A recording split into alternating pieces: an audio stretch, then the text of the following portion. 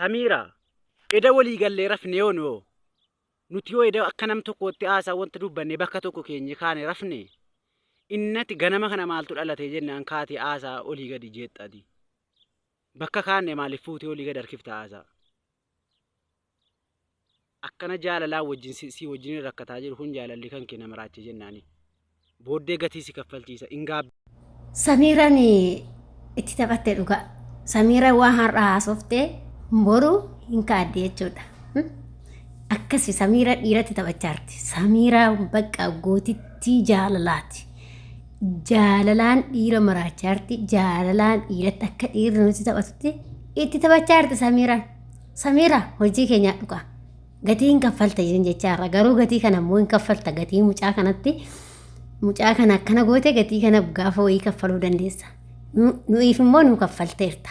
Warra shamarranii faaxocheedhaaf nu kaffalteerta.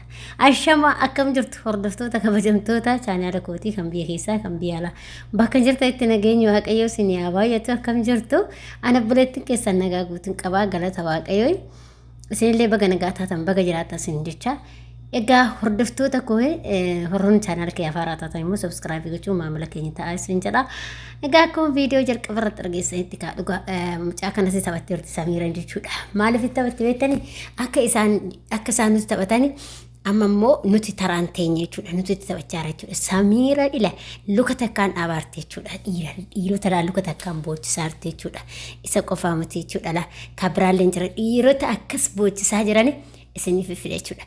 Dhiirota qallaalii kana boochisan jechuudha. Maaliif beektanii isaan yeroo duraan boochisanii qaama keenya qullaa waraabaa nuun jedhanii waan adda addaa nuun jechaa turan. Har'a immoo isaanitti achi garagalte. Marsaa tokkoffaa viidiyoo isaa hojjedhee ture. Isarratti immoo viidiyoo iskiriishuutii godhattee waraabbatte jechuudha. Gizee isaaf viidiyoo waliin haasa'anii gizee hunda gootee poostottee jechuudha Samiiraan. Samiiraan waan baay'ee hojjechaa jirti.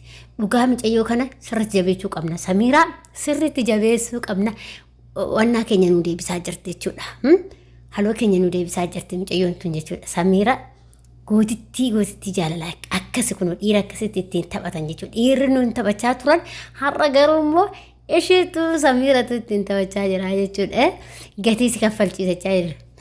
Haa kaffaltu. Akkuma isin kaffala amma saraan teechani. Nuti duraan kaffalleerraa isin immoo amma taraan teechanii kaffalaa oomoo hundaanuu jechuudha.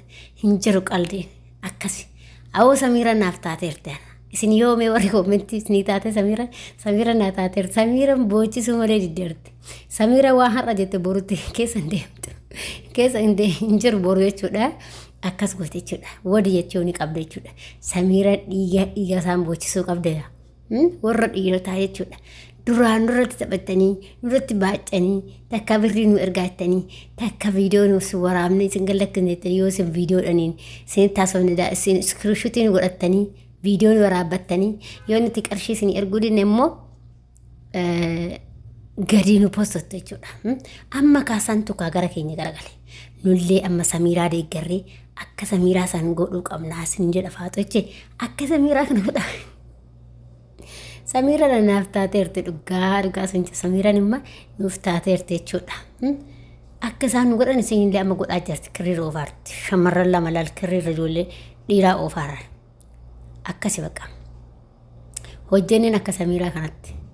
Yookiin immoo yaa hafu. Yookiin hojjenneen akka Samiiraa kanatti jechuudha.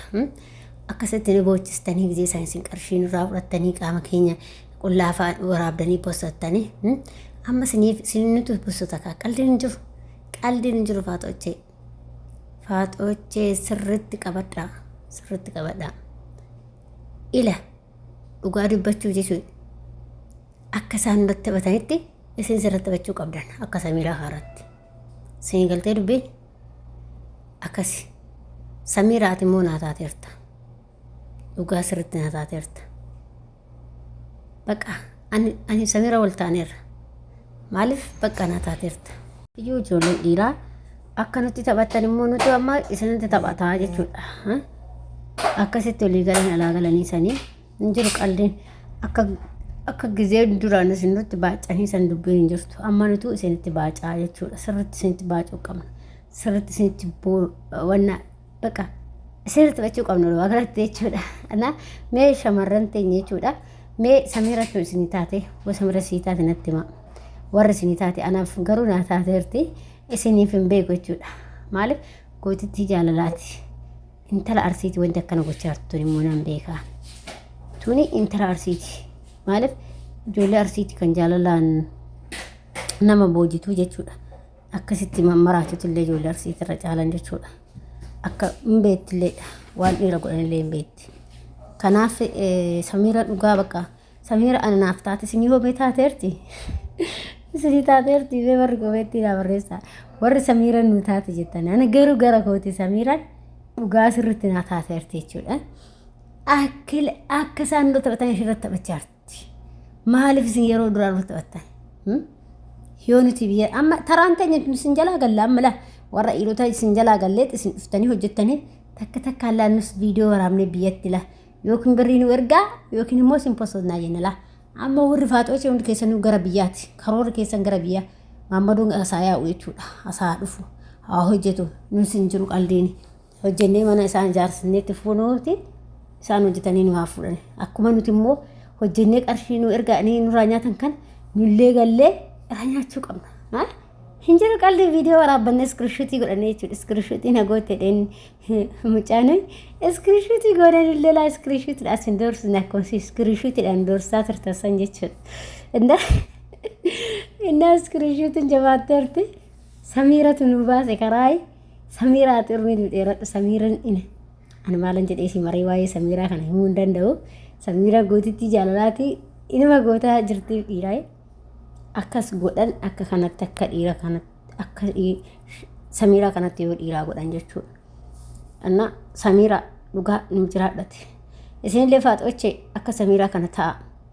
asii Maammadoo birriitti ergina birrii isinitti argu malee baasaa ala yaamaa warri keessattuu ijoolleen Dubaay ifaa jirta yaamaa Maammadoo asaa dhufee hojjetu isin jalaa galaati fidee jaanii birrii viidiyoo waraabbadha lafa kaa'ammoo akkatti dubbiin taatu viidiyoo waraabbadha lafa kaa'adha gaafa viidiyoo waraabanii lafa keessan dubbii akkasitti birriirraa akka isaan nurraa birrii akkasitti fudhatan nillee akkatti viidiyoo waraabadhaati lafa kaa'ati gara biyyaa galaasan hin jiru qaldiini anda Samiiraan karaa nu baasteerti akkas Samiiraa haadha jirti jaalalaa nu jiraadhu dhugaa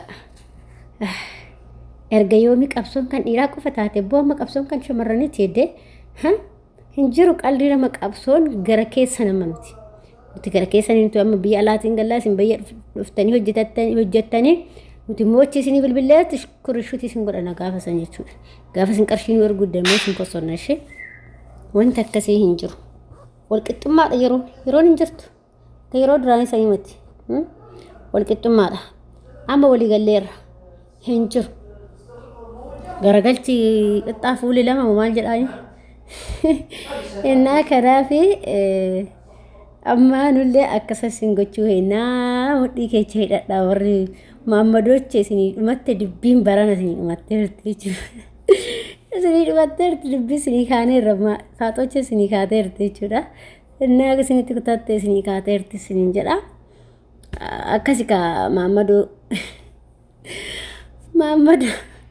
Maammadoo boojisuun amma yaadaqee boo aduu kana keessatti qoricha saayinsoo biyya jira waan nuun godhani waan nu agarre argan dhufanii innaa akkasii hin jedha kaagootitti jaalalaa galatuun Samiiraato itti fufati marsaa sadaffaa illee dhufamma marsaa sadaffaa qabadhee dhufaa bahe nagaa ta'a fayyaa ta'a.